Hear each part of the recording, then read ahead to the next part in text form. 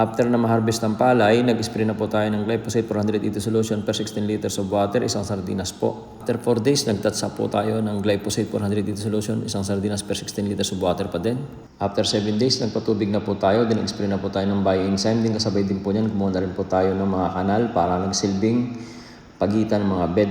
Then, medyo mawala-wala na po yung tubig, nag-spray na po tayo ng pre-emergent herbicide na Direct 800 at saka Machete, pinaghalo po natin, tig 60 ml per 16 liters of water. Then, sinabugan na po natin ito ng Everlast Organic Fertilizer. Yung lahat ng field, yun na po yung pinaka-abono niya. So, after 2 days, sabog na po tayo ng binhin ng pechay, pabito. Ito po yung pabito ng East-West. Then, inalagaan po natin ito ng patubig. No? Pagka matutuyo yung field, pinapatubig-tubigan natin. Halos makalawahang araw po ang pagpapatubig. Then, nung 8 araw po, nag-spray na po tayo ng Bioplant Booster. 2 takip na po ng Bioplant Booster per 16 liters of water. Sinamahan na po natin ng Lambda Cyhalothrin plus Chlorthalonidin. Tig 1 takip po per 16 liters of water.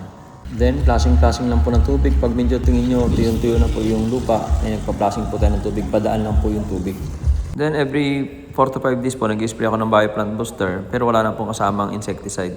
Isang beses lang po tayo nag-spray ng insecticide nung 8 days lang. So ngayon po is March 3, 2025. Isinabog po natin ito ng February 3, 2025. 29 days pa lang po ito.